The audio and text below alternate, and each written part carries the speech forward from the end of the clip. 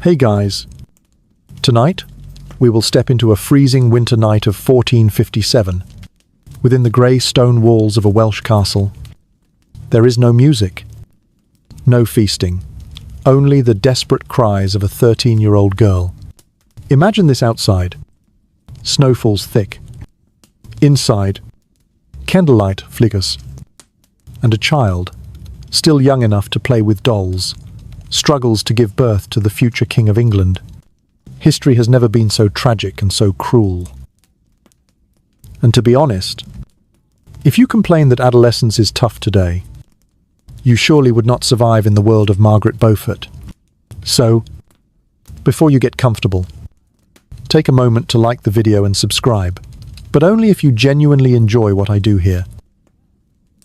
And in the meantime, leave a comment to let me know where are you listening from, and what time is it where you live. I really love the feeling that these ancient stories can connect us, even across different time zones all over the world. Now, dim the lights.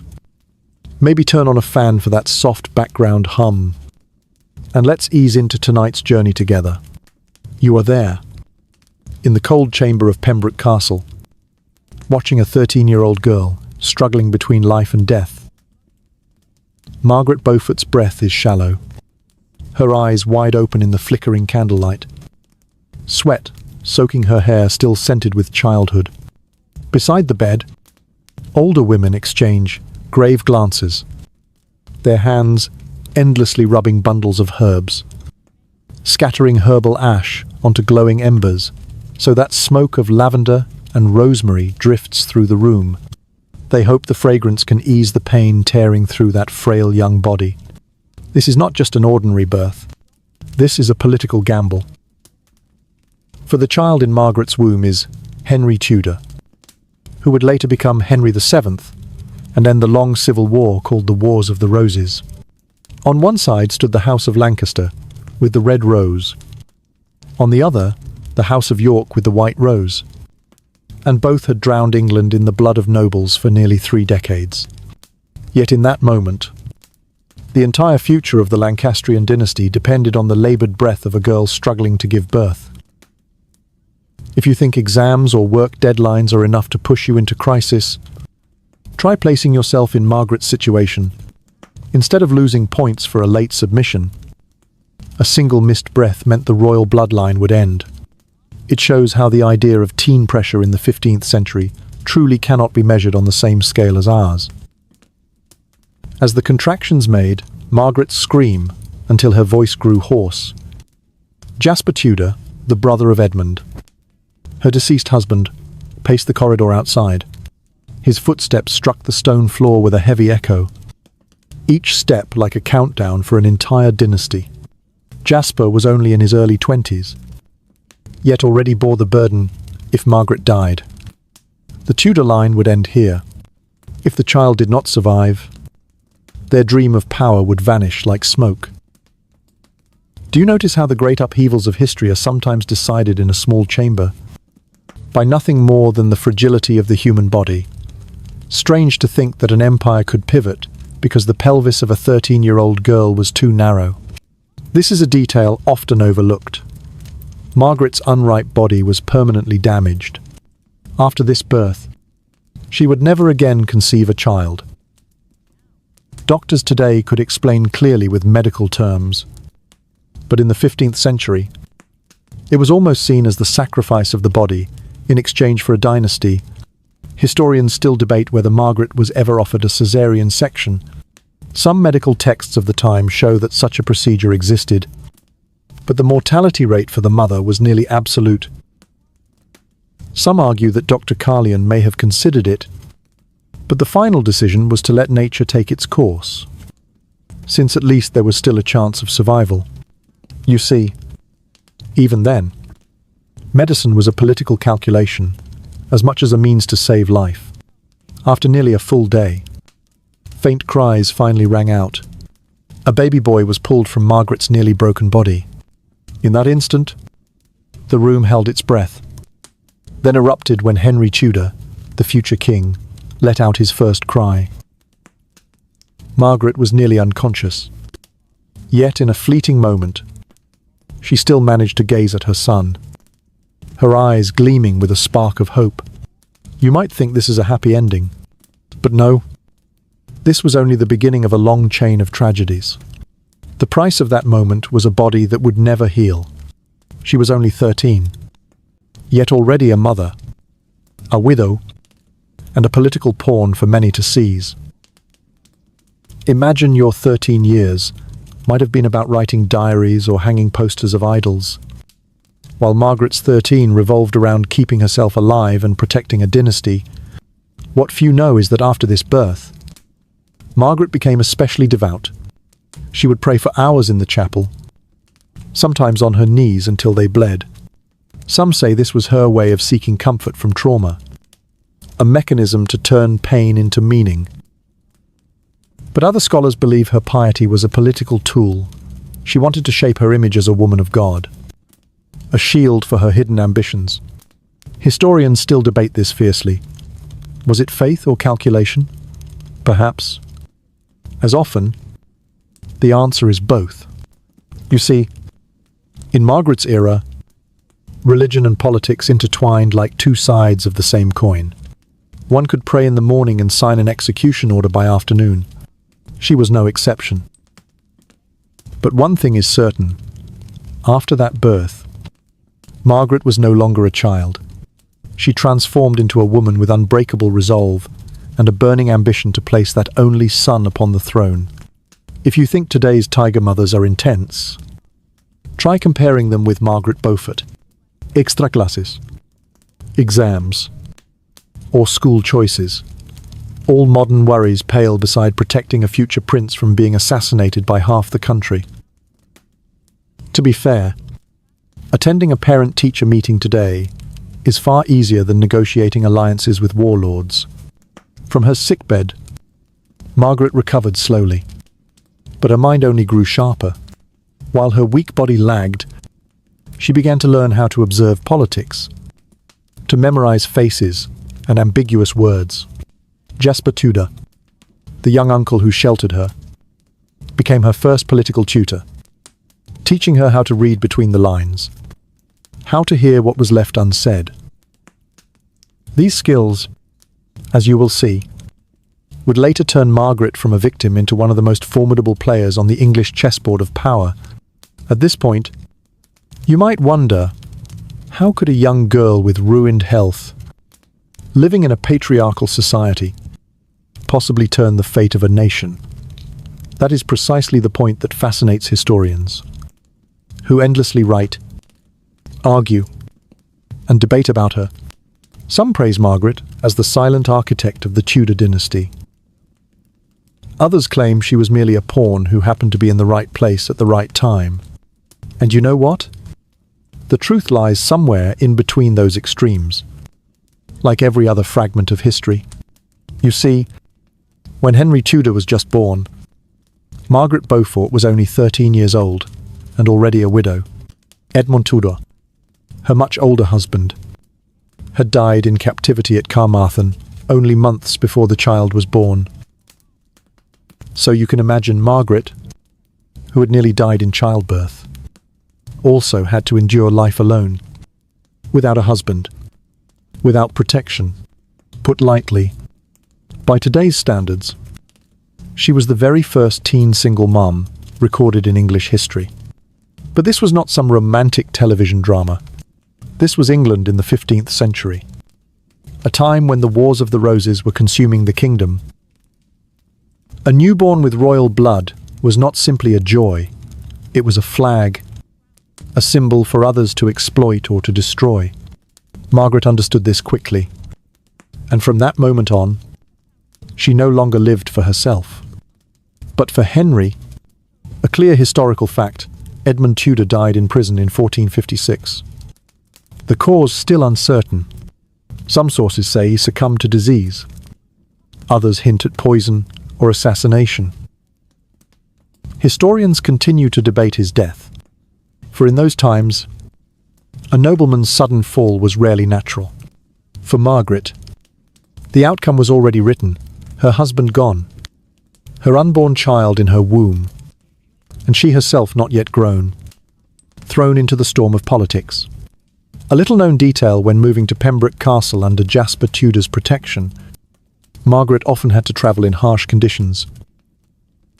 Picture a teenage girl, pregnant, riding in a swaying litter over the muddy, stony roads of Wales in a snow-filled winter. At times the journey stopped completely to clear fallen trees or avoid wandering soldiers whose loyalties were unclear. It sounds like a medieval road trip horror, except without a phone to check Google Maps to see how much farther. But in that same period, something strange happened instead of breaking. Margaret began to reveal her iron will. She spent long hours in the chapel, praying until her knees bled.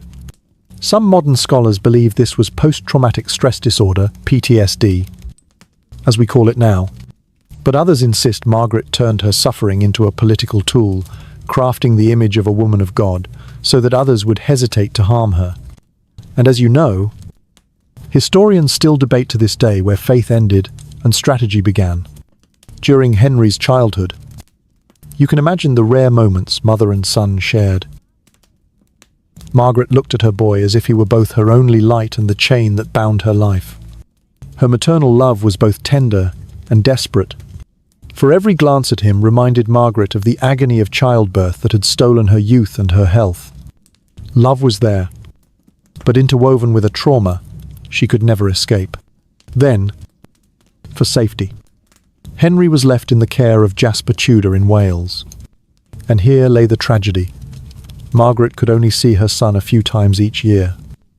If politics allowed, imagine that feeling watching a child grow from afar, sending letters, sending gifts, and praying after every battle that he was still alive, compared with the modern ache of parents missing children studying abroad.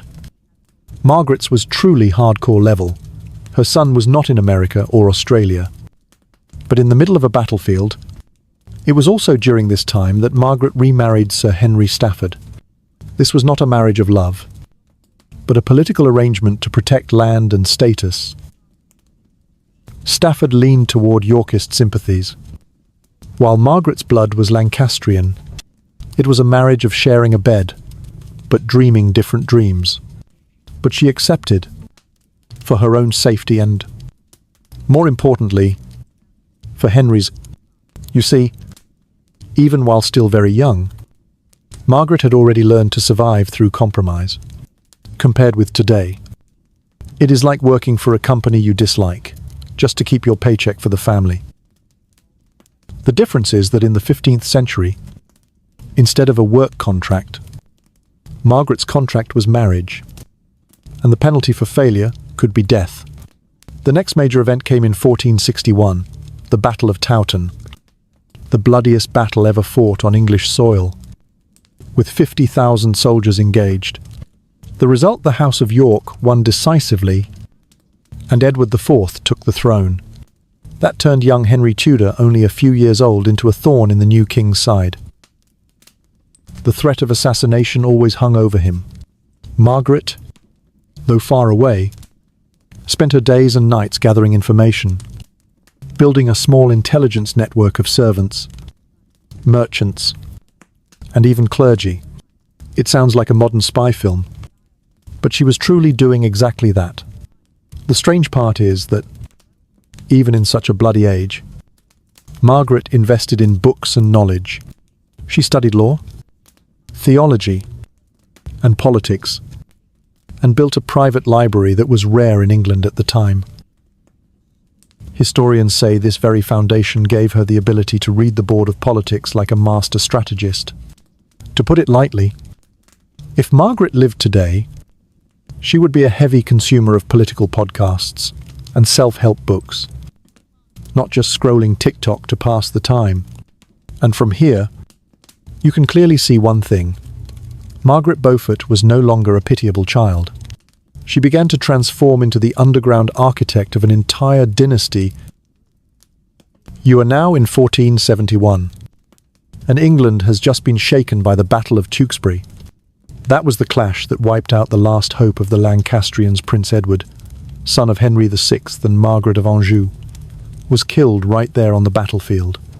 Some records say he died in the chaos, while others claim he was captured alive and executed afterward. Historians still debate whether this was death in combat or a cold political killing. But the outcome was unchanged. The direct Lancastrian line was extinguished, and because of this, your son, Henry Tudor, then only 14 years old, suddenly became the sole living banner of the Red Lancastrian cause. From a boy who had lived quietly in Wales, Henry abruptly turned into a deadly thorn in the side of the Yorkists. You know well, when a child becomes a threat to the throne, his fate usually does not last long. Jasper Tudor understood this clearly. So, on a stormy night, he spirited Henry away from Pembroke. A small ship left Tenby harbour in haste, carrying the last hope of a dynasty. You, Margaret, were not there in that moment. When the news arrived, you could only fall silent, feeling as if your heart had been crushed. After years apart from your son, the distance was no longer just the hills of Wales, but an ocean, an exile in faraway France. This was a major historical event from 1471. Henry Tudor began 14 years of exile in Brittany. During that time, he lived under the protection of Duke Francis II. And here is the little-known truth. Francis did not help Henry out of kindness. But because he saw him as a diplomatic bargaining chip, at times he leaned toward France. At times he negotiated with Edward IV of England, using Henry as a commodity to trade for political advantage. In other words, Henry's fate was little more than that of a pawn on Europe's chessboard. You, in England, turned your longing for your son into another kind of energy ambition. Instead of only praying, you began to build a network of alliances, secret letters, codes, words hidden in merchant correspondence, all became tools to keep contact with Henry and his supporters. Modern researchers calling Margaret the mother of Tudor, intelligence is not wrong. Did you know? Some records say she often hid letters inside small gifts sent abroad, like cloth wrappings, embroidered purses, or even the spines of books. Each line of writing was made with special ink, only visible when held over flame, much like how today one might send disappearing messages and delete screenshots. Margaret found ways to outmaneuver her enemies. However, there is a fascinating scholarly debate. Was Margaret's spy network truly effective enough to keep Henry safe? Or was it Edward IV's indifference to a distant boy the real reason? Some scholars believe Edward IV was simply too busy consolidating power to bother with killing Henry in Brittany, but others insist it was your calculation, your shielding, and your quiet diplomacy that kept Henry from Yorkist blades. Which theory would you choose to believe? Either way, you did not sit idle. After your second husband, Sir Henry Stafford, died, you took another decisive step on the strategic path. You remarried Thomas Stanley. And here, you officially allied yourself with the master of turning coats in English politics. Stanley was famous for switching sides at the right moment. He could be with one faction in the morning, and by evening turned to the other, yet somehow always survived and grew richer. Marrying him, you gained no love, but you secured cover and a powerful military force, an extremely shrewd move. If you think modern marriages are complicated with assets and legal battles, remember this. Margaret signed a marriage contract that clearly preserved all her Beaufort inheritance. Yes, you heard right. In the 15th century, she kept her own finances, much like a modern influencer who knows how to manage her personal brand. Throughout the 1470s and 1480s, you were not just a devout lady.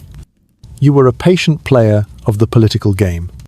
Every relationship, every letter, every rumor, you leveraged. Some records suggest she arranged a secret alliance with Elizabeth Woodville, the queen consort of Edward IV, who also feared for her son's future. Two mothers, each holding a piece, both desperate to protect their children. And according to some scholars, it was Margaret who first proposed the marriage between Henry Tudor and Elizabeth of York, an idea outrageous at the time, but later the very solution that ended the Wars of the Roses. You see, in the shadows, Margaret Beaufort was nothing less than a hidden CEO of the future dynasty. She had no throne, nor crown, but every move she made pushed her son closer to the real throne. And then the opportunity arrived. In 1483, Edward IV died suddenly. The crown should have passed to the boy Edward V, only 12 years old. But his uncle, Richard of Gloucester, seized it. He placed the two children, Edward V and his brother Richard, in the Tower of London. And after that, they vanished without a trace. History remembers them as the princes in the tower, and though still debated, most believe it was Richard III who murdered his nephews to seize the crown. You immediately realize this was the golden moment. Richard III, though crowned, bore a reputation stained with blood, turning many nobles against him. And in a far-off land, your son, Henry Tudor, suddenly became a promising candidate for the throne. A boy once forgotten in Brittany had now become the hope of Yorkist defectors disillusioned with Richard. And this was the moment you struck your greatest blow, the conspiracy of 1483, also known as the Buckingham Rebellion. You, Margaret Beaufort, were one of the architects behind it. Through letters and secret networks, you promised if Henry Tudor returned and won, he would marry Elizabeth of York, uniting both houses and ending the war. It was a promise sweet enough to draw the opposition onto the same side. Unfortunately, the rebellion of 1483 failed disastrously. Buckingham was executed. Many conspirators hanged. You nearly lost your life. But once again, thanks to your position as Stanley's wife, you survived. Instead, you were only placed under house arrest. But of course, the house arrest did not mean ceasing to plot. You continued to write letters, to place agents, and to wait. It is the morning of the 22nd of August 1485. The fields of Bosworth shrouded in mist. There are no birds singing, only the clatter of steel as two armies prepare to clash. On one side is Richard III, the most controversial king of England, rumoured to have murdered his two nephews in the Tower of London to seize the throne. On the other side stands Henry Tudor, the young man who had endured 14 years of exile, now returned with a small army, but carrying the last hope of the Lancastrian cause. You, Margaret Beaufort, were not on the battlefield, but everything that unfolded that day was the fruit of decades of patience and scheming. You can imagine Margaret far away, surely kneeling in a chapel, fingers on her rosary, lips whispering prayers, praying that her son would survive, praying that England would finally find an end after decades of bloodshed, and perhaps also praying that all the plots she had sown would finally bear fruit. The official record, the Battle of Bosworth, entered history as the turning point that ended the Wars of the Roses. Richard III had around 10,000 men, while Henry Tudor had barely more than 5,000. Many of them French mercenaries. The imbalance seemed overwhelming, almost certain defeat. But the real game was not in numbers. It was in Stanley. Thomas Stanley, your husband, and his brother William Stanley commanded about 6,000 men. But all morning they stood still, siding with no one. Picture it like a friend you invited to dinner who shows up and says, "Let's see who pays the bill first before I decide which table to sit at." It sounds amusing, but that was the Stanley survival strategy. Never commit until certain of the winning side. A little-known detail as the battle grew tense. Richard III realized Stanley had not yet moved. Furious, he sent a message by trumpet either. Stanley brought his troops at once, or Stanley's son, held hostage by Richard, would be executed immediately. And Stanley's reply became so famous it turned into legend. "I have other sons." A response so cold, so brutally pragmatic, it makes one shudder. Historians still debate whether this remark is authentic or a later embellishment to highlight Stanley's ruthless cunning. No one is certain. But one thing cannot be denied. Stanley let Richard mire himself, then struck with decisive force. In the midst of battle, Henry Tudor boldly moved closer to Stanley's forces, seeking to draw him in. Richard III, a fierce warrior, saw the chance and spurred his horse straight at Henry. This was the fateful moment. If Richard had cut Henry down then and there, the Wars of the Roses would have ended differently. And you, Margaret Beaufort, would have been left with nothing. But at that exact moment, Stanley charged. His forces swept down, surrounding Richard in a trap. Legend says Richard fought to the last, even refusing to retreat. He cried out, "A horse! A horse! My kingdom for a horse!" A line both tragic and mocking, immortalized later by Shakespeare, forever binding Richard III's image to that fatal hour. The outcome, Richard was slain on the battlefield. The last English king to die in combat, Henry Tudor, was hailed, crowned on the spot at Bosworth, becoming Henry VII, the first king of the Tudor dynasty. And all of it was thanks to the game you had set in motion over nearly 30 years. Do you notice? History sometimes turns, not by heroes on horseback, but by those who know how to wait for the right moment. Stanley switched sides. Henry wore the crown. And you, the mother absent from the battlefield, became the silent victor. After the triumph, Henry VII married Elizabeth of York, exactly as you had planned years before. That union fused the red and white roses, ending the Wars of the Roses. A monumental historical event, rooted in your patient calculations. Margaret Beaufort. One curious detail when Henry took the throne. Margaret did not claim the title Queen Mother as many expected, but instead styled herself My Lady the King's Mother, a title at once humble and powerful. Historians still debate whether she did so out of true devotion and a desire to remain hidden, or as a clever way to wield power without provoking resentment.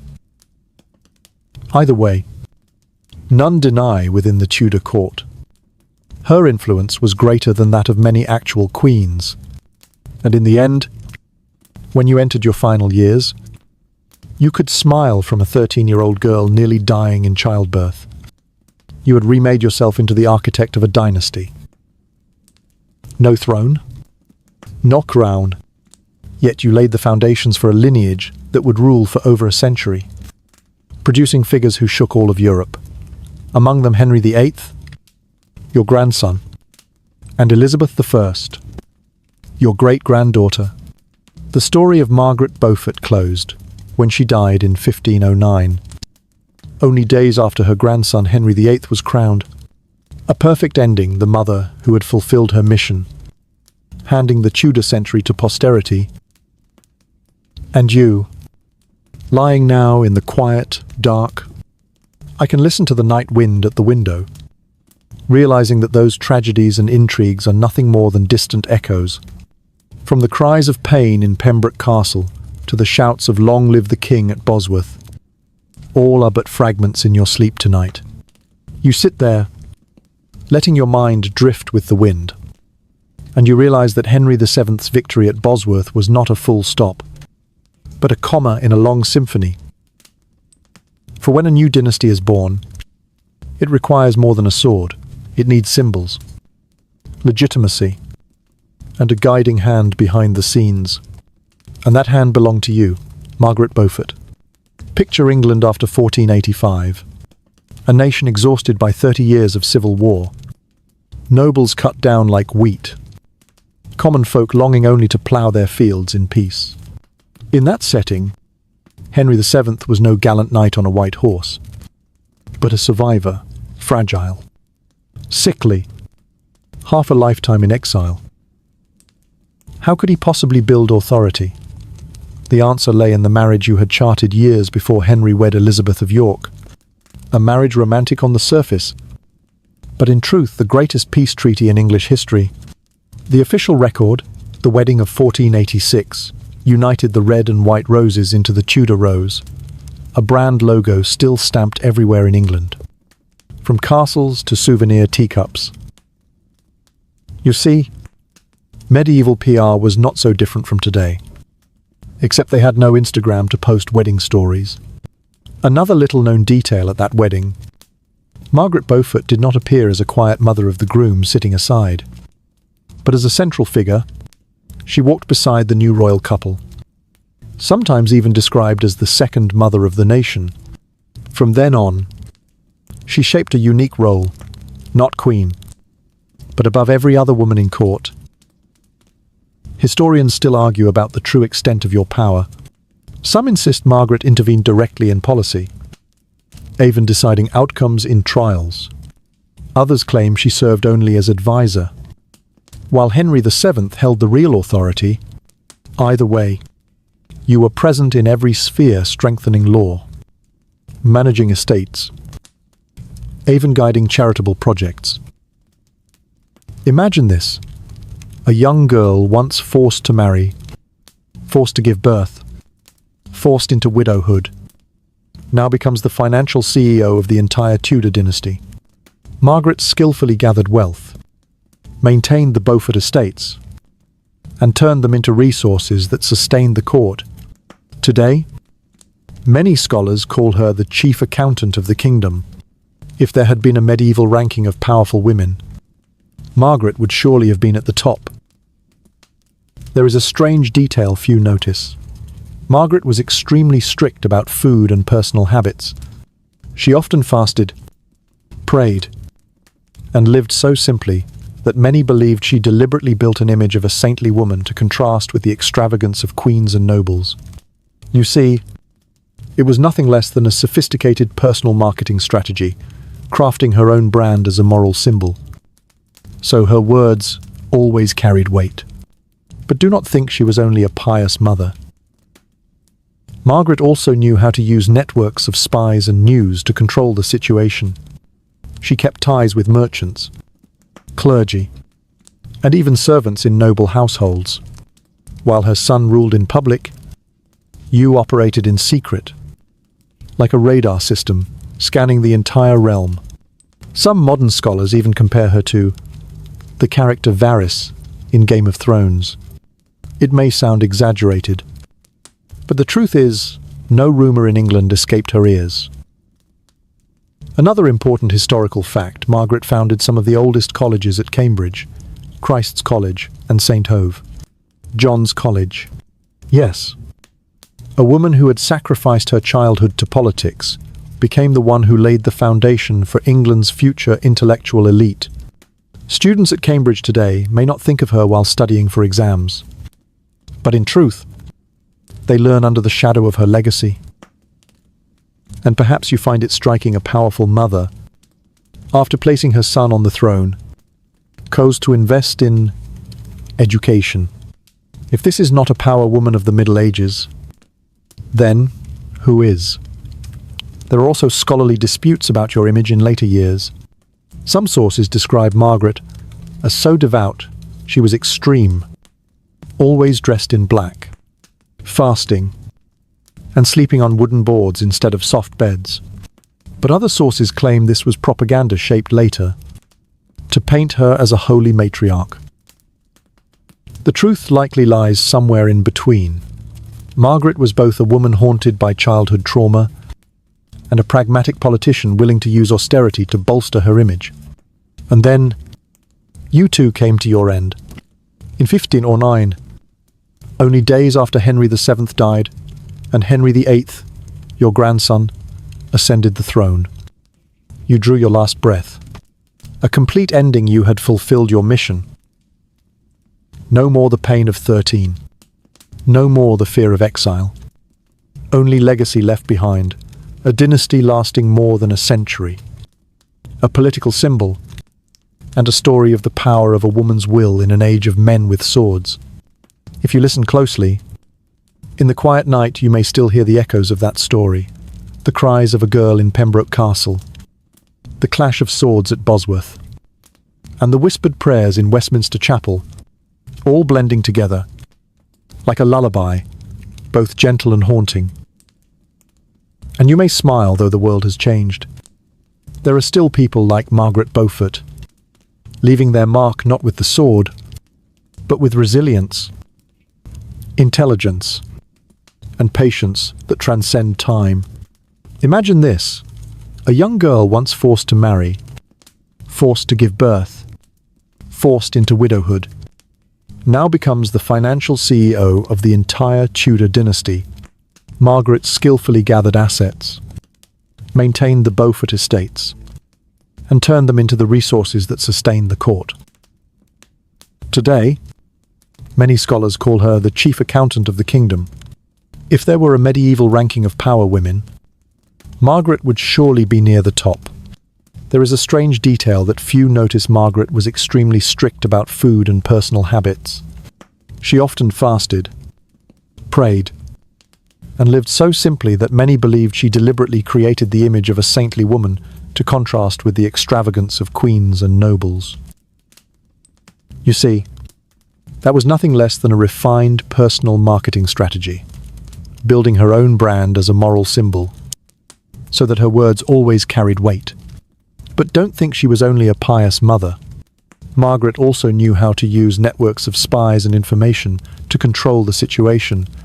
She kept ties with merchants, clergy, and even servants in noble households. While her son ruled openly, you operated quietly, like a radar scanning the whole realm. Some modern scholars even compare her to the character Varys in Game of Thrones. It might sound exaggerated, but the truth is no rumour in England escaped her ears. Another major historical fact: Margaret founded some of the oldest colleges at Cambridge: Christ's College and St. Amand. John's College. Yes, a woman who once sacrificed her childhood to politics became the one to lay the foundations for England's future intellectual elite. Students at Cambridge today may not think of her while cramming for exams. But the truth is, they study under the shadow of her legacy, and perhaps you find it striking: a powerful mother, after putting her son on the throne, chose to invest in education. If that is not a power woman of the Middle Ages, then who is? There are also scholarly disputes about your image in later life. Some sources describe Margaret as so devout, she was extreme, always dressed in black, fasting, and sleeping on wooden boards instead of soft beds. But other sources say this was later propaganda, crafted to portray her as a holy matriarch. The truth likely lies somewhere between. Margaret was both a woman scarred by childhood trauma and a pragmatic politician who used austerity to strengthen her image. And then, you too came to your end. In 1509, only days after Henry VII died, and Henry VIII, your grandson, ascended the throne. You drew your final breath. A complete ending. You had fulfilled your mission. No more the pain of 13. No more the fear of exile. Only legacy left behind. A dynasty lasting more than a century. A political symbol. And a story of a woman's willpower in an age of men with swords. If you listen closely, in the quiet night you may still hear the echoes of that story. The cries of a girl in Pembroke Castle, the clash of weapons at Bosworth, and the whispered prayers in Westminster Chapel, all blending together like a lullaby, both gentle and haunting. And you may smile, though the world has changed. There are still people like Margaret Beaufort, leaving their mark not with swords, but with endurance, intelligence, and patience that transcend time. If Margaret Beaufort lived in the 21st century, what kind of woman would she be? Don't rush to picture a lady in velvet gowns and hoods, sitting in a chapel, with her sharp mind, iron discipline, and talent for connection. She would certainly be a true power woman. Picture this instead of praying in a convent. She would sit in a boardroom with a laptop open to dozens of Excel tabs, managing the finances of an entire corporation. On LinkedIn, her profile would read, founder and CEO of the Tudor dynasty, crisis management expert, public relations strategist, and long-term planner. It already sounds like global professional. You could imagine her as a kind of tiger mom, but at an advanced level, not forcing her child to practice piano or math, but teaching Henry how to forge political alliances, manage budgets, and run intelligence networks. In other words, if you ever feared your mother checking your grades, Henry Tudor lived under a mother who checked his plans to overthrow a king.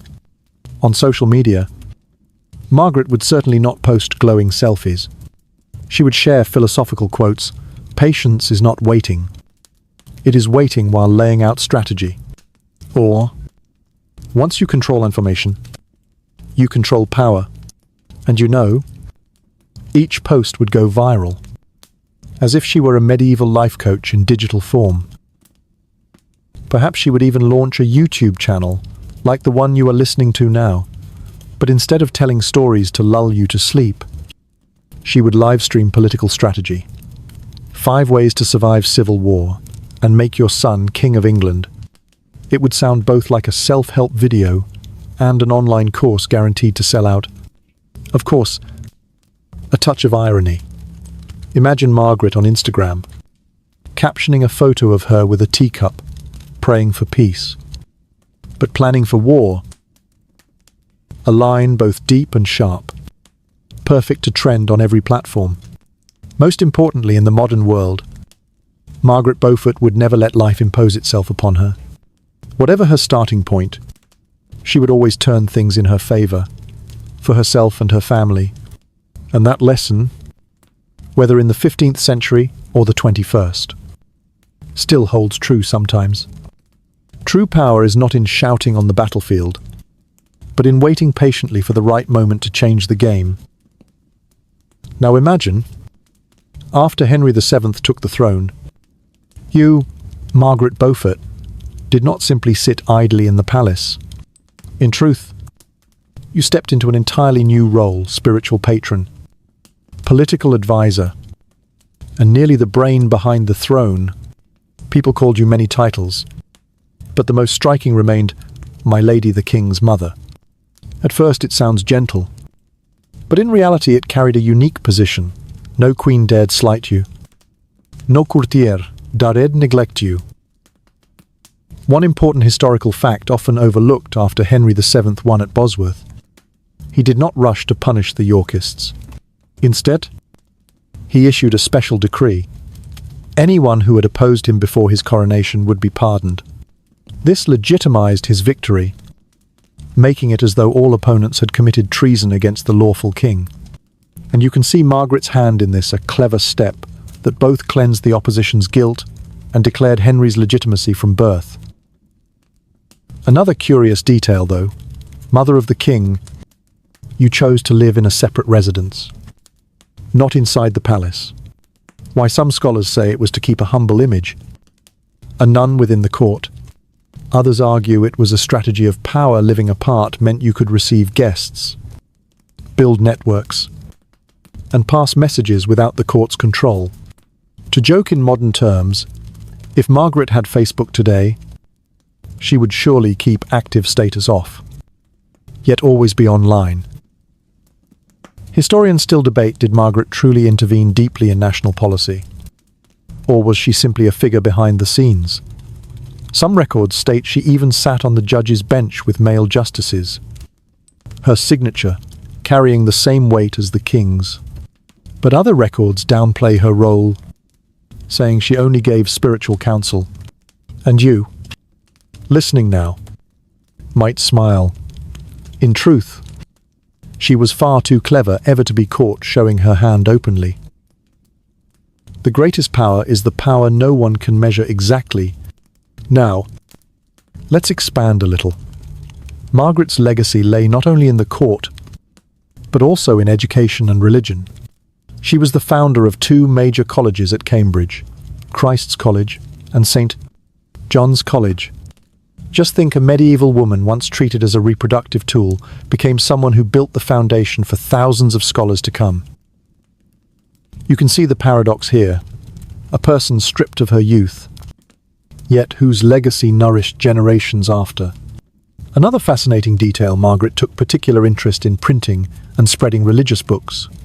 She even hired printers to produce English translations of biblical texts. At a time when the Church was still cautious about making the Bible available outside Latin, this was a bold move. Some see it as a sign she supported religious reform, while others argue she only wanted to control the direction of reading among the people. You see, once again, the question faith or politics returns, and to this day, scholars remain divided. Now look at your descendants. The Tudor dynasty Margaret built left the deepest mark in English history, from Henry VII stabilising the country, to Henry VIII breaking with the Catholic Church, to Elizabeth I leading England into a golden age. But at the same time, it sowed contradictions and tragedies. The truth is, the Tudor brand famous worldwide today, with extravagant gowns, courtly intrigue, and shocking executions, all began with Margaret's scream in 1457. Notice how each of her descendants bore some trace of the Beaufort mark: ambition, determination, but also loneliness and personal tragedy. Henry VIII, with his 6 wives, destroyed an entire religious tradition just to satisfy his desire for an heir. Mary I, his daughter, was branded Bloody Mary for burning hundreds of Protestants.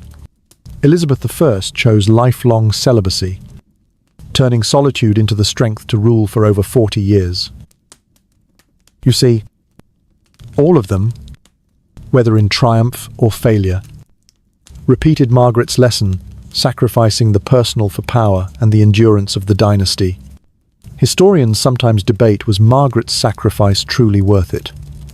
The Tudor dynasty, after all, lasted little more than a century. When Elizabeth I died in 1603, the line ended for lack of a legitimate heir. So was all of Margaret's suffering only to win a century of glory? Or was that very century enough to permanently transform England's place, lifting it from a fractured kingdom to a powerful empire? The question remains contested even now. And you, listening in the rhythm of your own breath, may smile sometimes. History is not about finding right or wrong, but about witnessing the strength and the limits of human beings. Margaret Beaufort, the 13-year-old girl forced into motherhood, proved that willpower could move dynasties. But she also reminds us that all power comes at a cost, and that cost is often the most personal things: youth, love, and personal freedom. Now imagine, after Henry VII's coronation at Bosworth in 1485, England was like a house after a storm: walls cracked, roof leaking, and everyone inside exhausted. Henry's first task was not to build new castles or hold grand feasts, but to clean, mend, and make sure the house would not collapse again. A clear historical fact: Henry VII immediately married Elizabeth of York. Exactly as in the script, Margaret had long arranged. This was not just a wedding, but a political miracle. The red rose of Lancaster and the white rose of York joined into the Tudor rose. A new logo? Romantic on the surface. But in truth, the #1 marketing strategy of the 15th century, you could call it national rebranding. England needed a fresh image to erase memories of bloodshed.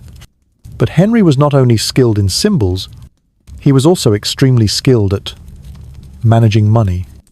And here lies the most fascinating part. Henry VII is often called the stingiest king in English history.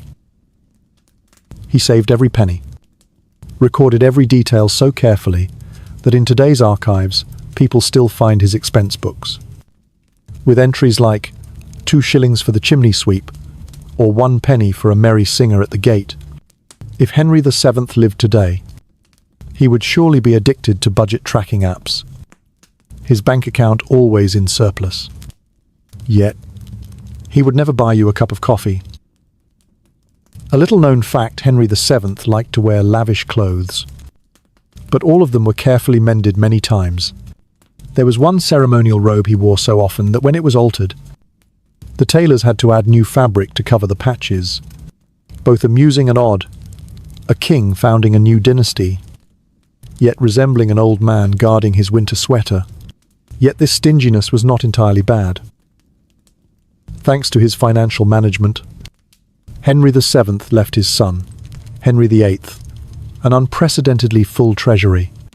And you know, Henry VIII then burned through it like a rich kid squandering an inheritance feasts, palaces, 6 wives, and even a religious reformation just to secure a divorce. One can almost imagine Henry VII, had he lived, shouting, "I saved all my life for you to waste it in 10 years." Historians still debate Henry VII.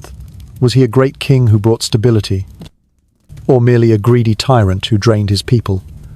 Some praise him for ending war, creating peace, and strengthening the Tudor crown. Others condemn him for harsh taxation and the arbitrary fines he imposed on nobles. There were families nearly ruined, forced to buy forgiveness with sums carefully recorded in Henry's meticulous books. You see, here another paradox appears. Henry VII was famous as a frugal and cautious king, but it was precisely that excessive caution that made many dislike him. Perhaps he forgot one thing. Every politician must remember sometimes. To rule, you need to be a little generous. No one likes a king who not only taxes but also asks, "Wait, those 2 shillings I gave you yesterday, have you paid them back yet?" Another curious fact, Henry VII was extremely focused on security. He never fully trusted anyone, not even family. In the palace, guards rotated constantly. There is even an anecdote that he often changed sleeping chambers to avoid assassination. It sounds like a paranoid boss in a detective film. But remember, he had survived a lifetime of plots. For him, caution was not just a trait, it was survival instinct. Still, one cannot deny Henry VII succeeded. He kept England stable, strengthened the treasury, and laid the foundations for a Tudor dynasty that would last over a century. Above all, he proved that a child born in pain, exiled for 14 years, could still become a king who changed history. You have seen Henry VII, the frugal king, cautious, like an old man clutching his expense book. Now, look at his son, Henry VIII, and you will see the complete opposite. If Henry VII was the type to bring a lunchbox from home, then Henry VIII was the one who ordered the entire restaurant menu and left half of it uneaten. Official historical fact, Henry VIII ascended the throne in 1509. At just 17 years old, young, strong, intelligent, and handsome. Yes, you heard right. Young Henry VIII was a dashing prince, skilled at sports, dancing, tennis, and hunting. He was not, from the start, the obese king with 6 wives you often see in caricatures. If Instagram had existed then, Henry VIII would surely have been a royal heartthrob, posting muscle shots and pictures on a white horse. But as time passed, power and personal obsession turned him into one of the most infamous figures in European history. The first thing anyone remembers about Henry VIII is his 6 wives. It sounds like a long-running drama series: married, divorced, beheaded, married, divorced, beheaded. The old joke among English historians goes, divorced, beheaded, died, divorced, beheaded, survived. It sounds amusing. But for those women, it was pure tragedy. Another little-known fact: Henry VIII was originally given the title Defender of the Faith by the Pope in Rome, because he wrote a book attacking Martin Luther. Yes, the same king who later shattered the Catholic Church was once hailed as the shield of Christendom. Historians still debate, did Henry truly believe in Catholicism? Or was he just currying favor with the Pope? But the irony is glaring. And then came the scandal. Henry wanted to divorce Catherine of Aragon, his first wife, because she could not give him a son. He became infatuated with Anne Boleyn, a sharp and ambitious lady who refused to be merely a mistress, demanding to be queen. You can imagine Henry as a stubborn teenager. I want to marry her, and no one can stop me. The Pope refused to grant the divorce, so Henry swept aside all rules he broke with Rome and created the Church of England. This event, called the English Reformation, shook all of Europe. The church split, monasteries were dissolved, and thousands of protesting clergy were executed. From one personal decision to marry Anne Boleyn, Henry VIII reshaped the entire religious landscape of the West. You see, sometimes history turns not on philosophers or treaties, but on one man denied a divorce. Historians still argue, did Henry truly believe he was chosen by God to found a new church? Or was it all just a pretext to satisfy lust and ambition? Some insist Henry believed it, seeing himself as a new Moses for England. Others smile bitterly, calling it one of the most notorious cases of politicizing romance in history. Another amusing fact: Henry VIII loved to flaunt his power. He often wore cloaks embroidered with gold, so heavy they weighed dozens of kilos, and once boasted that in one day I eat enough for 10 men, compared to his father, Henry VII, who saved every coin. It was a total reversal. But it was this extravagance that left England constantly in debt. And when Henry died, the treasury was nearly empty. You can almost picture Margaret Beaufort in heaven, sighing, "I saved all my life, only for my grandson to waste it all in one generation." Henry VIII was also notorious for his rages. As he grew obese in old age, he suffered from gout in his legs, making it difficult to walk and leaving him constantly irritable.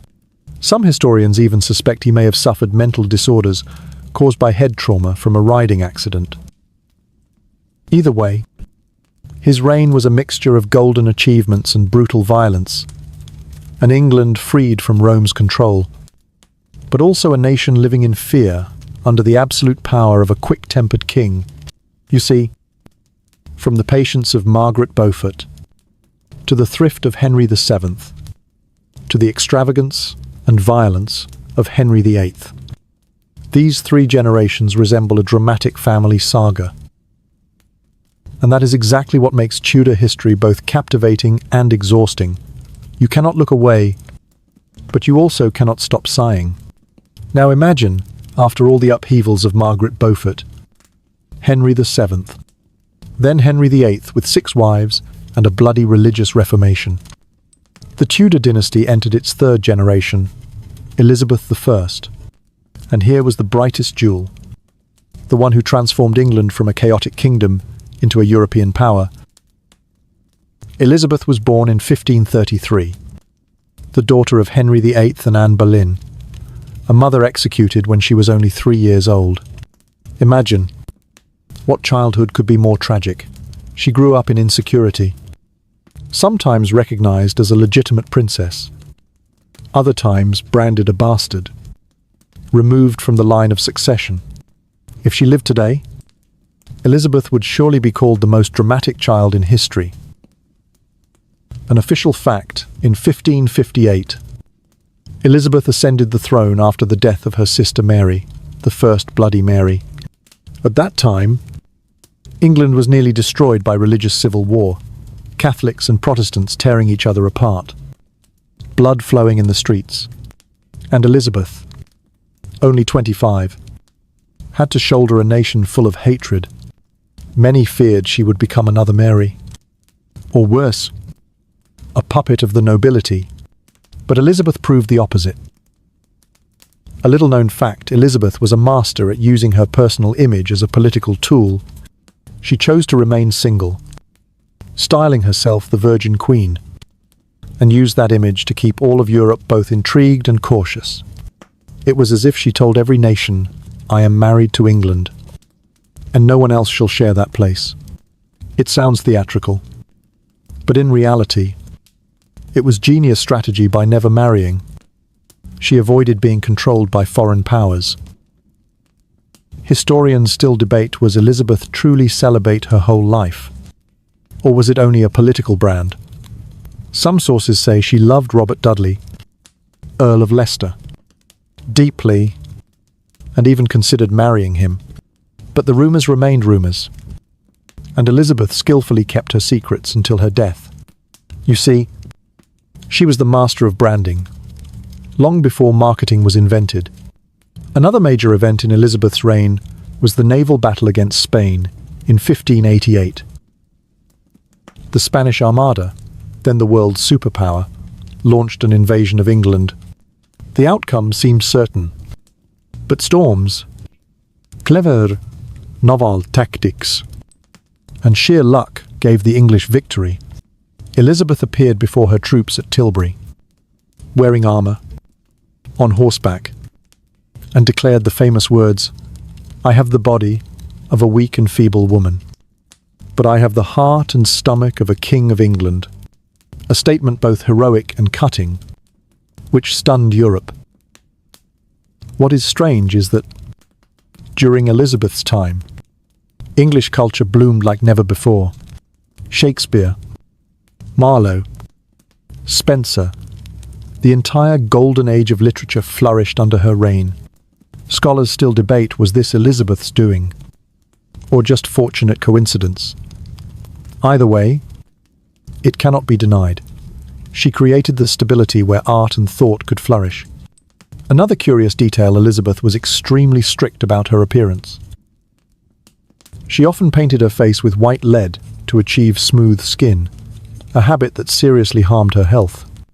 Anecdotes say that later in life, she had to wear multiple wigs, heavy gowns weighing dozens of kilos, and sit for hours while attendants applied her makeup. If Instagram filters had existed, Elizabeth would surely have used smooth skin on maximum. But the tragic truth is Elizabeth died in 1603, leaving no heir.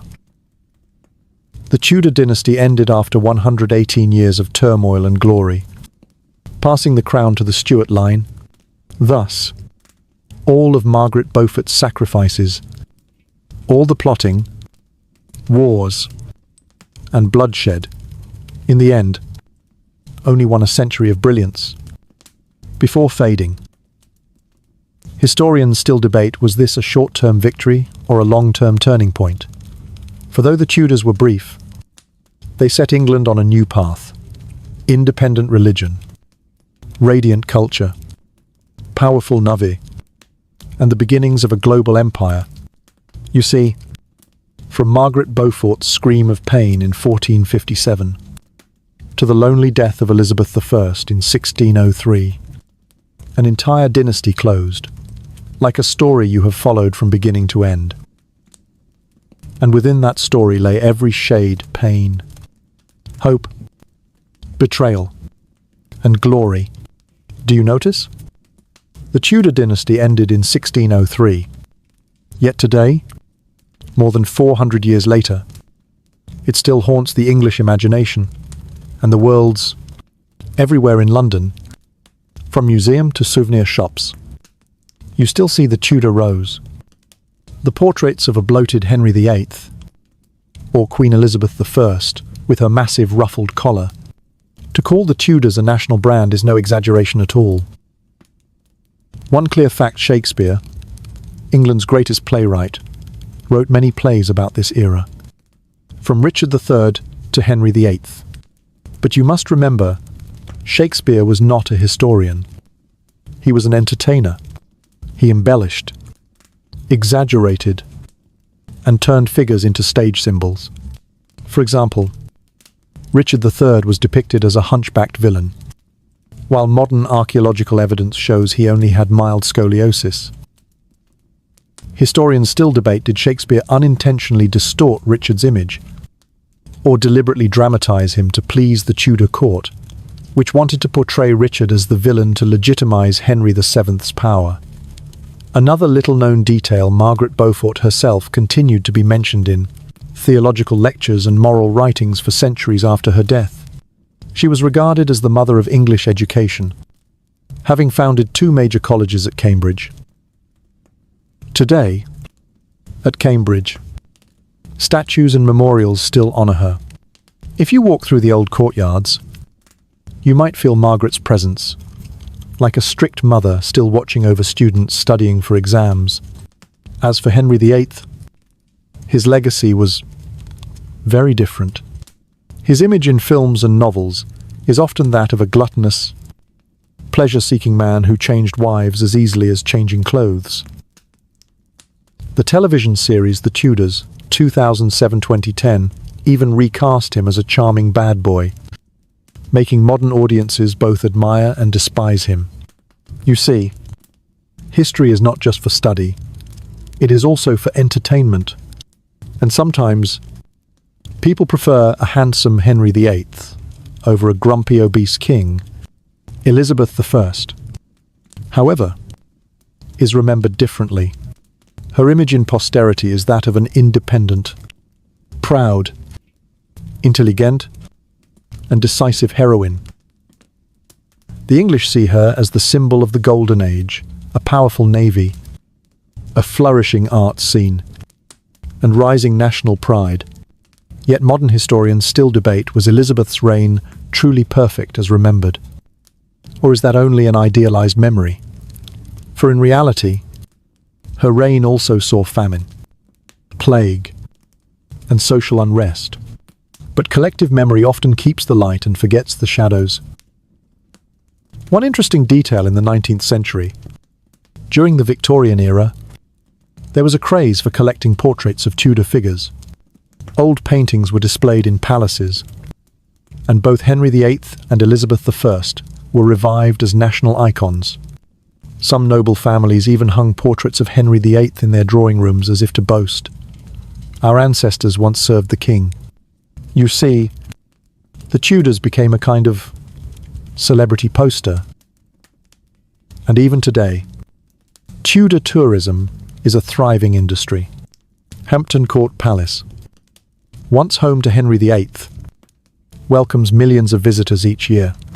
Tourists wander through the vast kitchens that once fed hundreds, whispering to each other about which corner Henry married which wife. Serious history has turned into a kind of 500-year gossip tour. Historians still debate one final question: why do the Tudors fascinate the English so much? Some argue it is because the dynasty was short but full of drama, like a mini-series with every episode intense. Others say the Tudors marked a turning point, England's shift from a weak medieval kingdom to a modern power. And others offer a simpler answer. The Tudors captivate because they were the first royal family told in stories that were at once romantic, violent, and entertaining. You see, the Tudor legacy lies not only in laws or castles, but also in memory and popular culture, from Shakespeare to Netflix. And all of it, once again, began with a scream in the cold chamber of Pembroke. When Margaret Beaufort nearly died, giving birth to Henry VII, sometimes a small scream can echo across millennia. Imagine Europe in the 15th and 16th centuries as a giant chessboard. The great dynasties all sought to claim themselves as the #1 empire. The Habsburgs expanded through marriage, the Valois through war, and the Tudors quietly emerged from a scream in a cold stone chamber at Pembroke. And then, They became the dynasty still remembered more than any other. Even today. Let's compare with the Habsburgs first. The Habsburgs were famous for their strategy of winning through marriage. You may have heard the saying, "Let others wage war." The Habsburgs marry. Through arranged marriages, they controlled Austria, Spain, the Netherlands, and half of Europe. But the price? Their bloodline became so entangled that it led to horrific tragedies, such as King Charles II of Spain, with a deformed face, failing health, and almost incapable of ruling. Meanwhile, the Tudors did not have a vast international marriage network, but they left behind a cultural brand that people remember forever.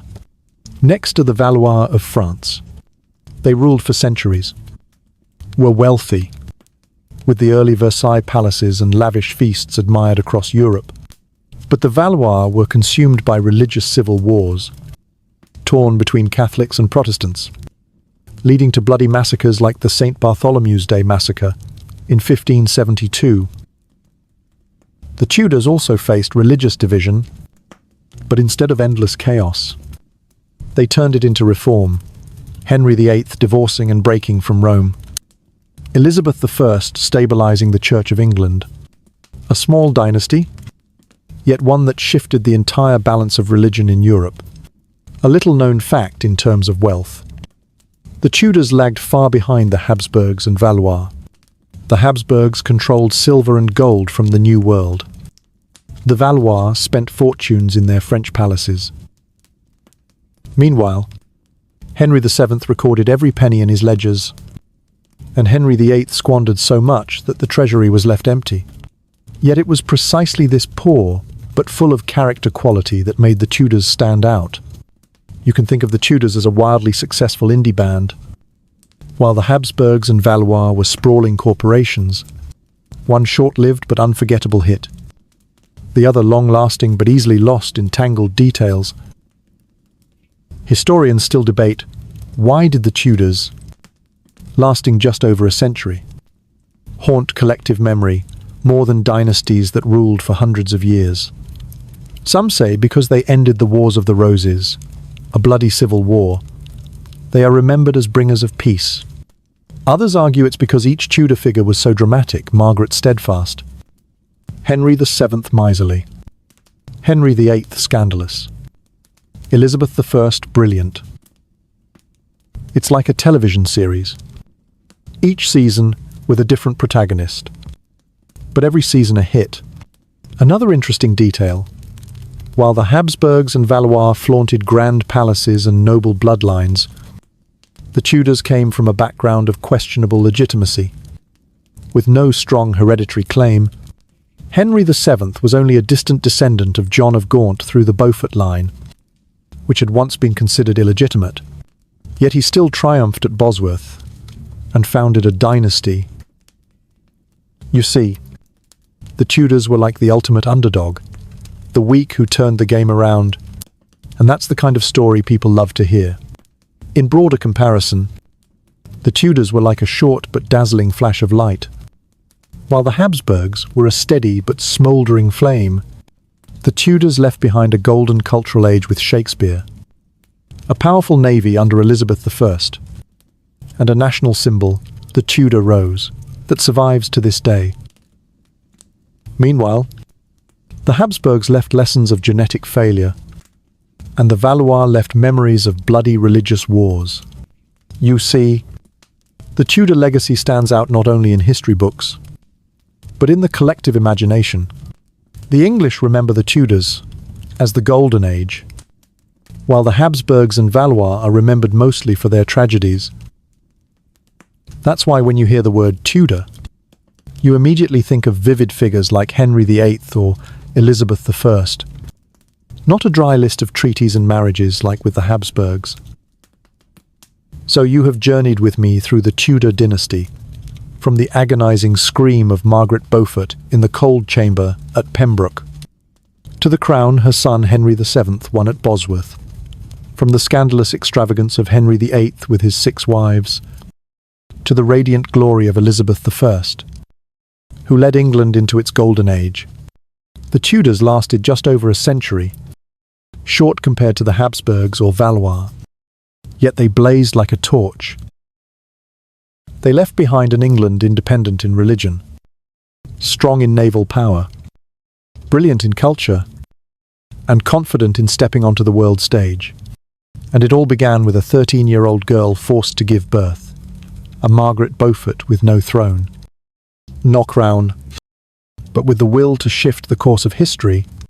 You see, history is not always the story of men with swords, but of those who endured silently, patiently, and steadfastly.